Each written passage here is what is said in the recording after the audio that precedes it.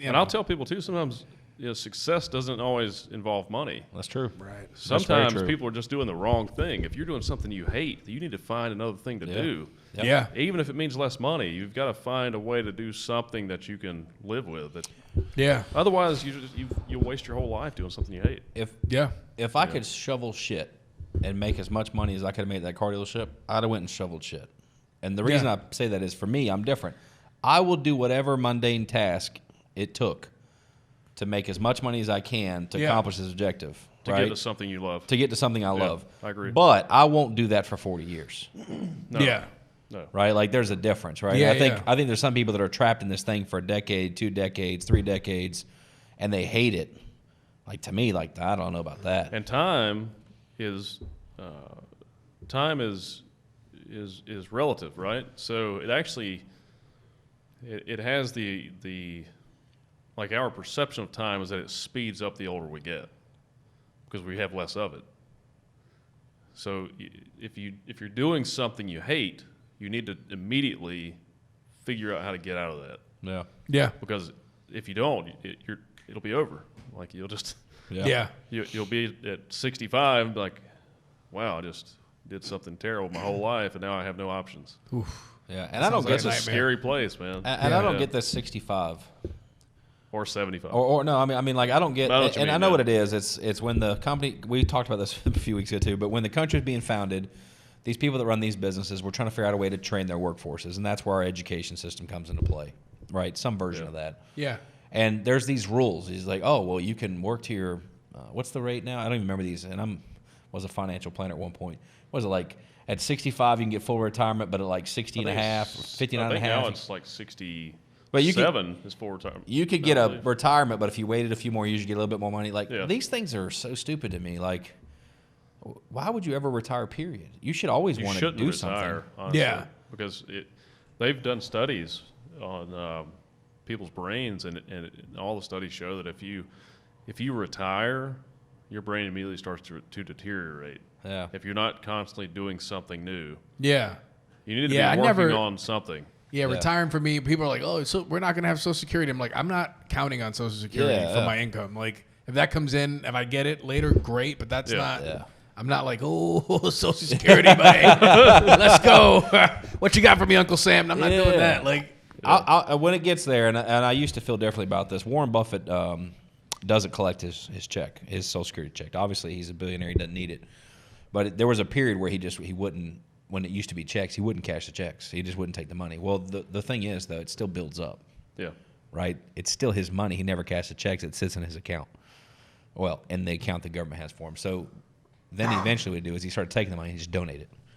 That's what I'm going to do.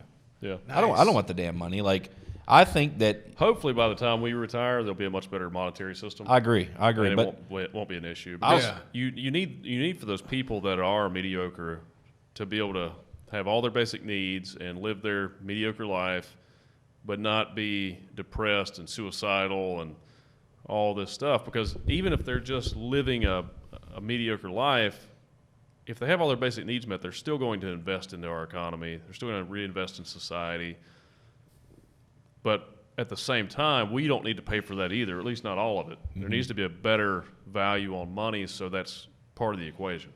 Yeah, because the mediocre people, and correct me if I'm wrong, but they seem to like hold the economy up, whereas like the elite people move it forward. Like, right. So you kind of need, the more people we got to that point where they have their basic needs met and they're contributing, I feel like there'd be a lot less of that boom and bust. And then you let the fucking big dogs like Elon Musk and whatever, the people that come up with innovation and all that, really propel things. Propel things forward. So well, guys like me and him, we reinvest 90% of what we make. That's great. I'm currently we have to. It's business is momentum, right? Yeah. So you can't lose momentum. You have to keep growing. Yeah. I'll tell you. So based right now, I'm just curious here. Text my boss real quick. Oh, you gotta wrap up? in a little bit, yeah.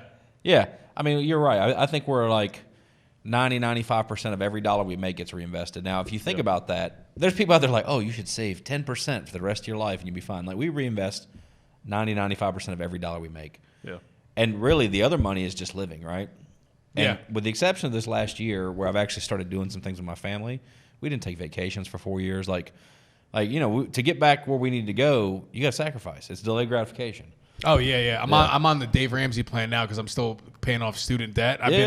I've been historically fucking terrible with money, so it's cool that I'm sitting here with you guys. Yeah, I feel like I'm. You hang out with people. I'm like, all right, cool. I'm like learning and shit. This is great. But yeah, I'm paying off student debt now, but I couldn't fucking keep money in my bank account. I mean, I couldn't really follow a budget until about 2-3 years ago, when I thought I was going to lose my girlfriend because I ran up some credit cards. Yeah, and that was my kick in the ass that I needed. Yeah. Like, there hasn't been really anything in my life that I'm like, I can't do it, except at one point when I was at my low. I was like, I don't think I can control myself with spending money. I gave up internally a little bit, and thank God I got out of that. But now I'm like following a budget. It was a scary time for me. But now it feels good that I'm like, I've paid off like $50,000 in debt so far in the last couple of years. Nice. Yeah, just trying to get back. But you or not even get back, just you have be. the will to do it too. Yeah. Thanks, man. That's a big part of it.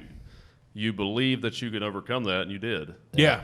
I found a lot of times in life and in business, especially when things get really tough, a lot of it's just believing you can get out of it. Yeah. Yeah. Because I've got out of some shit before. I'm like, I don't know how I survived. Yeah, you did something. You definitely didn't take the easy path either. You fucking trudged through the shit, but you did it. Yeah. So it's bizarre.